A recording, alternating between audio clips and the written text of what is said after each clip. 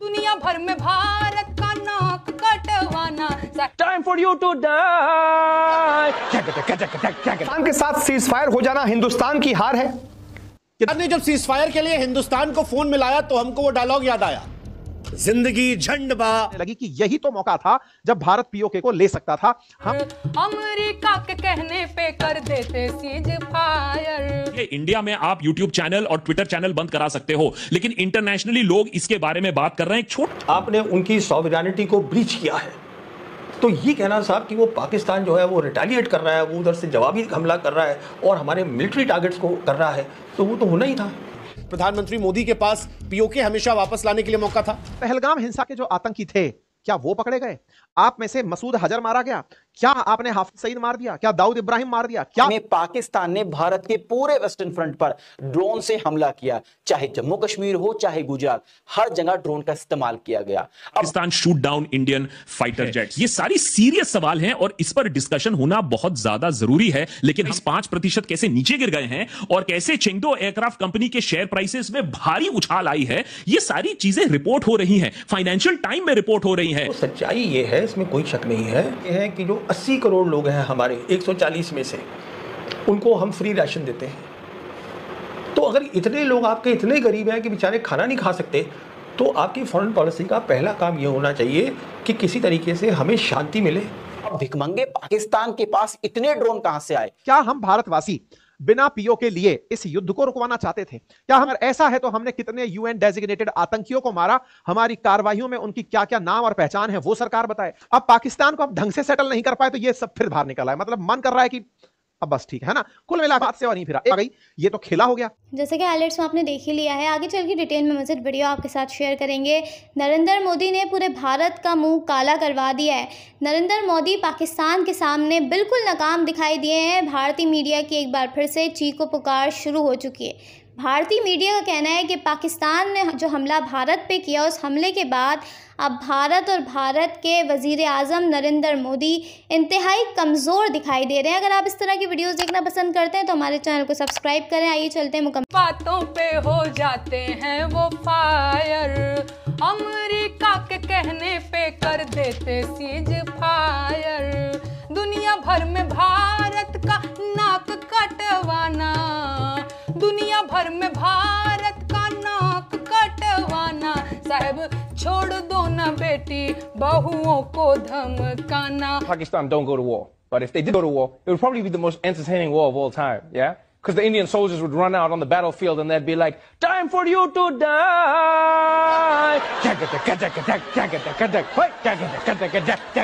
India में आप YouTube channel और ट्विटर चैनल बंद करा सकते हो, लेकिन इंटरनेशनली लोग इसके बारे में बात कर रहे हैं। एक छोटा सा एग्जांपल मैं यहां देता हूं, जहां टेलीग्राफ में पूरा का पूरा एक डिटेल्ड, और ये काफी प्रसिद्ध अखबार है इंग्लैंड का, काफी डिटेल्ड में पूरी अखबार में कैसे खबर छपी है, how China help Pakistan shoot down Indian fighter jets. ये सारी सीरियस सवाल हैं और इस पर डिस्कशन होना बहुत ज्यादा जरूरी है, लेकिन हम नहीं कर रहे हैं। जो सवाल पूछ रहा है बस उसे बैन कर दे रहे हैं।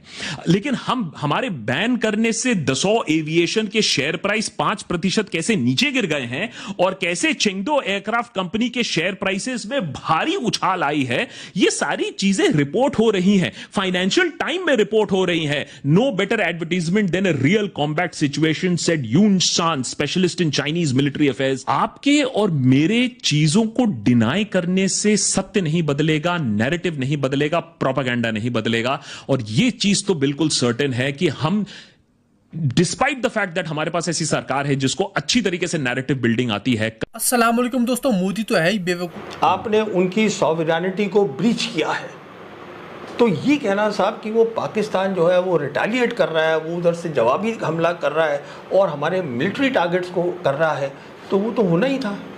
देखिए, ऑपरेशन के टाइम संयम का मतलब होता है कि आप लड़ना नहीं चाहते। नहीं, देखिए ये एक, इसमें कोई छुपी बात नहीं है। आप बार बार अगर अभी देखिए, हमारे ये तीनों सीनियर ऑफिसर्स ने ब्रीफिंग दी मीडिया को और बोला कि we hit the terrorist camps और वी डोंट वांट एस्केलेशन। तो साहब करने क्योंकि क्या करने गए थे आप वहाँ?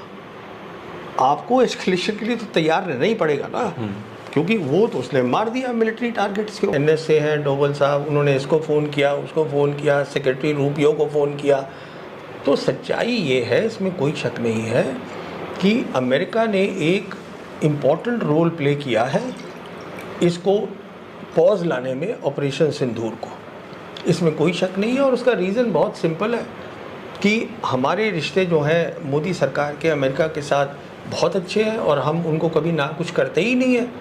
हम उसको, प्रधानमंत्री खुद कहते हैं कि जो 80 करोड़ लोग हैं हमारे 140 में से, उनको हम फ्री राशन देते हैं।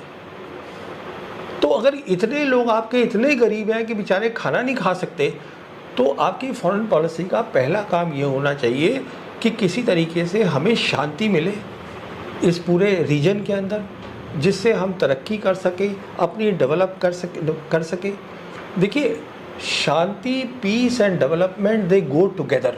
एयर मार्शल औरंगजेब अहमद, उन्होंने ब्रीफिंग दी और उस ब्रीफिंग में उन्होंने नक्शा लगाया और नक्शा लगा के समझाया कि अब जो हम लड़ाई लड़ेंगे उसको उन्होंने बोला ये एक नई लड़ाई है जिसको हम न्यू आर्ट ऑफ वॉर बोलते हैं, जिसको उन्होंने नाम भी दे दिया मल्टी डोमेन ऑपरेशंस, जो मैं आपसे पहले जिक्र कर रहा था कि अभी तक हम दोनों की ड्रॉप की। ऑपरेशन सिंदूर के तहत भारतीय फौज ने पाकिस्तान के 9 आतंकवादी ठिकानों को ध्वस्त कर दिया।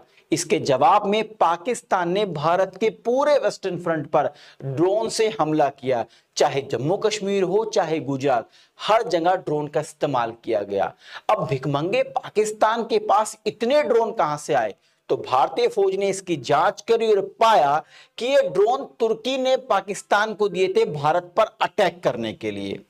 जैसे ही हमने नाम तुर्की का सुना तो हम भारतीय थोड़े से इमोशनल होते हैं, तो हमें धक्का लगा, क्योंकि ये वही तुर्की है जिसकी हमने कुछ दिन पहले मदद की थी। हम जानने का प्रयास करेंगे कि ट्रंप ने क्या किया, Bharat after all cease fire के लिए क्यों माना, पाकिस्तान सीज फायर के लिए क्यों माना, भारत की जनता क्या चाहती है, क्या भारतवासी वाकई में सीज फायर चाहते थे, क्या पाकिस्तानी भी सीज फायर चाहते थे, और क्या हम भारतवासी बिना पीओ के लिए इस युद्ध को रुकवाना चाहते थे? क्या हम केवल ऑपरेशन सिंदूर तक ही रुकना चाहते थे कि हम आतंकियों को मार गिराए, बस इतने में काम बन गया? अगर ऐसा है तो हमने कितने यूएन डेजिग्नेटेड आतंकियों को मारा, हमारी कार्रवाइयों में उनकी क्या क्या नाम और पहचान है वो सरकार बताए। भारतवासियों में जैसे ही ये सीज फायर की खबर आई उसके बाद ही एक प्रकार की निराशा का भाव पनपने लगा, जहां एक और बहुत सी जगह पर यह मैसेज आने लगे कि चलो बढ़िया हुआ, युद्ध रुक गया, युद्ध से किसका भला हुआ है। वहीं दूसरी ओर लोगों में एक और प्रकार की नाराजगी आने लगी कि यही तो मौका था जब भारत पीओके को ले सकता था। हम कहीं और जाकर अंदर हमले कर रहे थे, हम पीओके को लेने के लिए कोई प्रयास क्यों नहीं किए, अमेरिका युद्ध क्यों रुकवा दिया? हमने इस विषय पर आप लोगों को जानकारी जब दी थी कि पहला तो हम सीज फायर के मूड में थे ही नहीं, समस्त भारतीय इस मूड में थे कि इसका इलाज कर दो, जितना जल्दी हो सके आप पीओके के ऊपर कब्जा करो, ये बताना बंद करो कि उसने ये मारा तो हमने ये मारा, मार दिया ना, खेला खत्म हो गया, खत्म करो तो इसको पूरी तरह से फुल फ्लैश करो। क्योंकि जो आपने देशवासियों के अंदर ऊर्जा भरी, ये वो वाली बात है कि आपने दौड़ाने के लिए वार्म तो पूरा कर दिया, दौड़े ही नहीं, तो आपने गर्म तो कर दिया खिलाड़ियों को, लेकिन साहब खेलने नहीं दिए। अब ऐसे में ये जो कहानी घटी ना, इससे भारतवासियों में एक रोष पनप रहा था। साथ ही साथ भारत सरकार को भी एक बात बहुत बुरी लग रही थी, और वो ये थी कि सब कुछ किए हम, लोगों को युद्ध में लगवाए हम, अपना पूरा असला इधर से उधर ले जाए हम, पूरा मोमेंटम हम बनाए, आतंकियों को पनिशमेंट हम दिए, आए और ये नेताजी लेकर के अपना पूरा क्रेडिट ले गए। देखो साहब, कुछ भी कहिए, भारत के अंदर सरकार जब लोकतांत्रिक तरीके से आती है तो मोमेंटम से ही तो आती है, इमेज का ही तो गेम होता है। हर नेता इसी चीज के लिए तो प्रयास कर रहा होता है कि हम नेता हैं। ट्रंप क्या चाहते हैं, भले ही अमेरिका में जनसंख्या कम हो, लेकिन वो ग्लोबल लीडर के रूप में दिखना चाहते हैं। सेटल इसलिए करो कि इन जैसे लोग ना बोलें। अब पाकिस्तान को अब ढंग से सेटल नहीं कर पाए तो ये सब फिर बाहर निकल आए, मतलब मन कर रहा है कि अब बस ठीक है ना। कुल मिलाकर के ये भाई साहब बाहर निकल आए। अब दुनिया भर में से ट्वीट आने शुरू होते हैं, ट्रंप की वाहवाही होने लगती है और हमारा मूड खराब, हमारा मूड इतना खराब कि देश के अंदर हमारे जितने भी मित्र हैं, साथी हैं, तमाम प्रकार से जो लिसनर्स हैं, हर आदमी में एक कसकसाहट सी रह गई कि सर हाथ में पत्थर तो उठा लिए, मार तो देने दिए होते ना। आप सुबह ही कहे थे 5 दिन लगेगा, 5 दिन में ही कम से कम कुछ तो करने दिए होते, ये समझ नहीं आया। वो फ्रस्ट्रेशन होने लगी तो शाम 7:57 पर भारत का क्रेडिट ट्रंप खा गया। ये तो पूरी की पूरी मशीनरी फेल हो गई। मोदी जी ने इतनी मेहनत से अपनी इमेज पर काम किया, सरकार ने बकायदा बताया कि हमारे अंदर कितनी दृढ़ इच्छा शक्ति है कि हम दुश्मन को जाकर चुनौती देकर आ सकते हैं, दुश्मन के घर में घुसकर मार सकते हैं। देश में जो आज से 3 दिन पहले का मोमेंटम था, जिसमें हर भारतीय इस फक्र से घूम रहा था कि हमने आतंकियों को जाकर मारा है, अंदर घुस के मारा है, इस बार एलओसी नहीं, इस बार पाकिस्तान में घुस के मारा है। पूरा विपक्ष और सत्ता पक्ष एकदम लामबंद, विपक्ष को बोलने के लिए शब्द नहीं मिल रहे। उस बीच में अचानक ये क्रेडिट कोई दूसरा खा गया। भाई साहब, मूड फिर गया। मूड इस बात से और नहीं फिरा, आ गई ये तो खेला हो गया। भारतीय न्यूज एजेंसीज कहीं गायब साइड में हो गई कि ये क्या हो गया, समझ ही नहीं पा रहे थे। जो न्यूज एंकर कल कराची पे बम फोड़ रहे थे, आज ये नहीं समझ पा रहे कि इसको कैसे डिफेंड करें। खेला हो गया ये तो। अब ये सबसे समझ से परे था, हमारी तो स्क्रिप्ट में ही नहीं था। हम तो ट्रंप को क्रेडिट देने वाले ही नहीं थे। ये खुद से कि पहलगाम हिंसा के जो आतंकी थे, क्या वो पकड़े गए? आप में से मसूद हजर मारा गया? क्या आपने हाफिज सईद मार दिया? क्या दाऊद इब्राहिम मार दिया? क्या फिर आपने जो ये आतंकी थे जो पहलगाम हिंसा के थे वो मार दिए? देखिए बात ये है ना साहब, जो सोशल मीडिया आपकी तारीफ में है वो सवाल पूछने के लिए भी तो आपको अकाउंटेबल बनाती है। हालांकि भारत सरकार ने बहुत से चैनलों को डिलीट मार दिया है, पोस्ट बंद करवा दिया, यूट्यूब चैनलों को बंद करा दिया, लेकिन क्या करें, इतने सारे लोग हैं, या तो आप ट्विटर ही बैन करा दो। जो लोग आपके साथ थे वो आपके खिलाफ आकर खड़े हो गए। अब सवाल पूछने लगे सर इसका क्या हुआ, आतंकियों के बारे में अपडेट क्या है। हमने ये जो तमाम फर्जी खबरें, ये सब सेना के द्वारा बातें हुई, लेकिन मोमेंटम बिगड़ चुका था। आप खेल को समझ रहे हैं? जो इंटेंसिटी थी ना हम सब के अंदर, वो टूट गई थी कि नहीं नहीं नहीं नहीं, ये नहीं सुनना चाह रहे थे सर हम, ये क्या कर दिया। आप स्टैंड लो तो खुद से लो, ये दूसरे को अपनी क्रेडिट मत दो। लोगों में तमाम प्रकार के सवाल चलने लगे कि नहीं, भारत जो है आज अमेरिका के सामने केवल इसलिए कि भारत को टैरिफ में फायदा चाहिए था, इसलिए बात मान गए? क्या प्रधानमंत्री ने अमेरिका के सामने हाथ जोड़ दिए कि नहीं आप ही सर्वे सर्वा हो? तो भाई साहब, इस तरीके से एक मोमेंटम देश में बनना शुरू हुआ। देश के युवाओं में, देश के लोगों में इस बात की निराशा होने लगी कि ठीक है, युद्ध रुकता, हमारे प्रयासों से रुकता, हम बात करते, हम टेबल पर बैठते, कोई और क्रेडिट कैसे खा गया। इतने लंबे साल का हमारा अनुभव यह है कि कोई और क्रेडिट नहीं खाना चाहिए। सवाल यह भी उठने लगे कि साहब, अच्छा इस बीच में मैं एक जानकारी और दे दूं, उमर अब्दुल्ला जो सीएम ऑफ जम्मू कश्मीर हैं, इन्होंने इस बात को तुरंत प्रभाव से उठाते हुए कहा कि चलो भाई, अब सीज फायर हो गया, युद्ध रुक गया, दोनों तरफ से सबने बोल दिया, ना हवा से होगा, ना जमीन से होगा, ना समुद्र से होगा, ठीक है। लेकिन क्या जो बलोचिस्तान के अंदर बलोच लिबरेशन आर्मी के क्रांतिकारी बैठ करके पाकिस्तान के अंदर खंड भंड करने की तैयारी में बैठे हैं, आप उनकी उम्मीदों पर पानी फेर दिए। वो बेचारे जो यहां से निकलकर सोच रहे थे कि हम अपने आप के लिए अलग आजादी सोचते हैं, उनको क्या जो उम्मीद दिए आप। तो भाई साहब, देश के अंदर इस सीज फायर वायलेशन से एक उम्मीद जगी। ने जब सीज फायर के लिए हिंदुस्तान को फोन मिलाया तो हमको वो डायलॉग याद आया, जिंदगी झंड बा फिर भी घमंड बा।